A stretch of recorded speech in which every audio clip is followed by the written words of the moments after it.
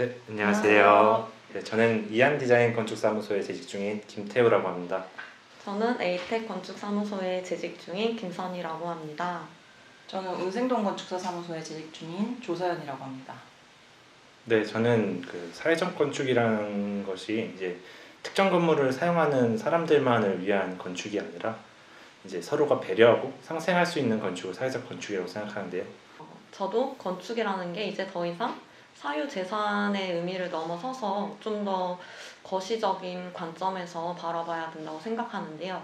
건축이 사회에 어떤 영향을 끼칠지, 사람들이 우리 건축 안에서 어떤 행동을 하고 그 행동들이 모여서 어떤 영향력을 만들어 나갈지 그런 걸 고민하는 게 사회적 건축이라고 생각합니다. 그래서 건축은 하나의 사회와 문화를 반영한다고 생각해요. 그래서 나라마다 뭐 가진 자원에 따라서 건축 양식이 달라질 수도 있고, 뭐 사용되는 재료도 달라질 수 있고, 현대에 들어서는 많은 고층 건물이 올라가고 또 에너지적인 측면에서도 요새 문제가 대두되고 있잖아요. 그래서 인면에도 뭐 태양광 패널도 붙여지고, 그래서 건축이 다양한 사회적 환경과 그런 문화 여러 가지 것들을 반영하는 그런 것이라고 생각을 하고, 이번 공모전에서도 그런 취지에서 우리가 어떻게 미래에 그런 좋은 영향을 끼칠 수 있을까에 대해서 좀 생각을 해보고 참여를 하게 된 것 같습니다. 올해 여름이 또 무척 더웠잖아요. 근데 이런 말이 있더라고요. 이제 앞으로 10년 중에서 올해 여름이 가장 시원한 여름이다 하는 만큼 이제 기상이변이 많이 앞으로 다가온 것 같아요. 이제 기상이변이 점점 심해지면서 야외에서의 생활이 점점 힘들어지고, 그래서 그러면 그 지상의 건물들이 지하로 내려간다면 어떨까? 사실 지하라는 공간이 이제 단열에는 매우 유리한 조건을 갖추고 있잖아요. 그래서 저희는 그렇게 지상의 거실들을 지하로 내리면서 지상에 회복할 공간을 돌려주고, 지하의 건물들에게는 지하에서 살 수 있는 삶을 제안하고자 했습니다. 그래서 이제 저희가 제안하는 지중 경관은 그러면 지하에서 어떻게 삶을 살 수 있을까 하는 생각에서 시작을 했는데요. 지상의 외기에서 접할 수 있는 공간을 지하에도 마련을 해주면 좋겠다라는 생각이었습니다. 이제 지하에 외부를 대체할 수 있는 모듈을 배치하고, 그 모듈의 크기에 따라서 다양한 역할을 갖고 외부의 공간을 대체할 수 있다면 그 지하의 삶도 괜찮지 않을까라는 생각에서 시작하게 된 프로젝트입니다. 지금 지하에 대해서 딱 떠올려 봤을 때는 되게 축축하고 빛도 안 들어오고 되게 열악한 환경이잖아요. 아무래도 지하라는 환경이. 그래서 건물의 지하에 다양한 실들이 배치되었을 때 어떻게 사람들이 하루 종일 거기서 살 수 있을까? 사람들이 과연 원하는 게 무엇일까? 지하에서 어떤 생활을 바라는 것일까에 대한 것을 초점을 두고, 지하로 아무래도 내려가면 자연에 대한 결핍이 되게 심할 것 같거든요. 아무래도 지상이 자연과는 분리되어 있으니까. 기계적인 장치나 패널이나 빛, 태양광, 태양빛, 인공 태양빛 등이나 그런 요소들을 활용해서 지하에서도 자연을 느낄 수 있을까에 대해서 집중을 많이 했었던 것 같아요. 그래서 지하에서의 그런 풍경은 어떨까에 대해서 초점을 두고 저희 프로젝트는 주제는 지중 경관으로 그렇게 정해지게 된 것 같습니다. 프로젝트 초반에 주제에 대해서 생각을 할 때는 되게 SF나 공상과학에 나올 법한 그런 주제들을 많이 떠올렸던 것 같아요. 근데 그러다 보니까 자꾸 뭔가 기술적으로, 과학적으로, 사회제도적으로 이런 생각을 하게 되더라고요. 근데 저희는 어쨌든 건축적으로 접근을 하고 싶었고, 그래서 앞으로 다가올 미래에 우리는 어떤 공간을 필요로 할 것인가, 이런 생각을 배경으로 다시 주제를 정해보았던 것 같아요. 그래서 추가로 이제 저희가 외부를 대체한다는 그 모듈이 가지고 있는 그 특성은요, 그 자연적인 요소를 최대한 가져와서 외부에 대한 결핍을 해소하고자 한 건데, 거기에는 이제 빛, 소리, 바람과 같은 요소들을 넣고, 그 공간이 사이즈에 따라서 크기에 따라서 공원, 그리고 학교, 체육관 등의 이제 시설들을 통해서 사람들이 이 공간이 지하가 아닌 외부처럼 느낄 수 있게, 지상의 공간처럼 느낄 수 있게 하려고 한 것이 저희의 이제 주 프로젝트의 목표였습니다. 저는 저희의 주제 전개 방식이 조금 아쉬웠던 것 같아요. 차라리 좀 아예 극단적으로 외부 공간이 남지 않아 버린 세상을 가정을 했더라면 좀 더 그 시청자들에게 저희의 주제를 좀 더 뚜렷하게 전달할 수 있지 않았을까 이런 생각이 들기도 했고요. 저희가 만든 공간들이 그 지하 속에서 어떤 네트워크를 형성을 할지, 그리고 사용자들이 거주하는 실내 공간과 어떻게 엮일지 이런 거를 좀 더 표현을 했었더라면 좀 더 완성도 있는 작품이 되지 않았을까라고 생각을 합니다.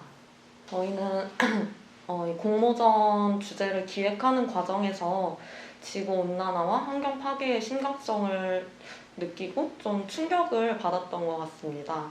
막연하게 그냥 뉴스나 그런 다양한 매체들로 접하기는 많이 했지만 뭔가 먼 미래의 일이 아닐까? 당장 내일에 나한테 벌어진 일은 아닐 것 같다라고 생각을 했었는데 이 리서치를 하다 보니까 되게 성큼성큼 빠르게 다가오고 있는 우리가 직면한 문제라고 생각이 되더라고요. 그래서 일종의 경고를 조금 담고 싶다는 생각을 하기도 했었던 것 같습니다. 앞으로 우리가 살게 될 환경은 극단적으로 바뀔 수도 있고 우리가 당연하게 여겼던 것들이 사라질 수도 있다. 그것에 대해서 우리는 대응을 하고 또 어떻게 살아남을지에 대해서 고민을 계속 해봐야 된다. 그런 메시지를 담고 싶었던 것 같습니다. 이걸 보시는 이제 시청자분들께서 만약에 기상이변이 매우 심해져서 저희가 지하로 내려와서 살게 된다면 그랬을 때 지하를 대체한 그런 모듈, 지중경관을 마주했을 때 그 삶은 어떨지 한번 같이 상상해 봐 주셨으면 좋겠어요. 옛날에 SF 영화를 봤을 때는 과연 사람이 우주에 갈 수 있을까에 대해서도 궁금해하던 시기가 있었잖아요. 근데 얼마 전에 민간 우주 여행도 실제로 이루어지고, 그래서 먼 미래에는 이런 지하의 이런 경관들이, 지하의 이런 생활들이 뭐 있을 수도 있다. 그렇게 될지도 모른다. 아니면 기상 이변에 대한 하나의 대안이 될 수 있다. 하나의 그런 방안이 될 수 있다고 봐주셨으면 좋겠습니다. 네, 이제 오늘날의 건축은 이제 도시 개발 밀도가 워낙 높아져서 사람들은 이제 건물 지을 땅이 없다라는 말씀도 하시고, 혹은 통일이 돼서 그 건물 개발할 수 있는 땅이 많아지면 그 많아지기 전까지는 건축에 부응이 오기 어렵다 하시는 분들도 좀 있거든요. 저는 그건 아닌 것 같아요. 건축이 사실은 알고 보면 굉장히 같이 어울릴 수 있는 분야가 굉장히 많거든요. 요즘 사무소들은 그 건물을 단순히 짓기만 하는 것뿐만 아니라 건물을 짓고 건축주에게 운영 방식을 제안하기도 하고, 혹은 가상현실이라는 기술과 이제 같이 융화돼서 메타버스라는 세계를 만들기도 하더라고요. 건축을 어떤 건물 짓는 그런 일로서 경계를 한정짓지 않고 그 경계를 무너뜨리면서 다양한 기술 분야와 협력할 수 있다면 그런 건축은 아직 그 가능성이 무궁무진하다고 생각을 하고, 그래서 저는 그런 경계 없는 건축을 하고 싶습니다.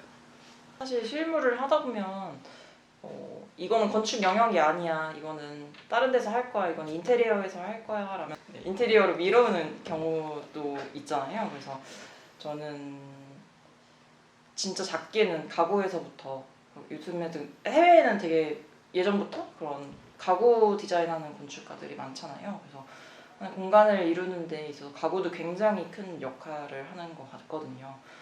그래서 진짜 작게는 가구에서부터 뭐 조명, 뭐 그런 저런 다양한 장치들, 그런 것들을 이용해서 어떻게 하면 그 공간을 내가 원하는 아니면 좋은 공간으로 그렇게 할 수 있을까에 대해서 좀 고민을 많이 하고 있고, 네, 건축 그런 큰 스케일 외에도 작은 스케일에 대해서 좀 관심을 갖고 있는 중입니다. 건축의 다양한 요소들 중에서도 콘텐츠나 프로그램에 좀 관심이 많은 것 같은데요. 그래서 요즘에는 공유 주방이라던가 공유 서재 같은 되게 젊은 사람들부터 뭐 나이든 남녀노소가 모두 다 함께 즐길 수 있는 사회적인 프로그램들이 막 생겨나고 있더라고요.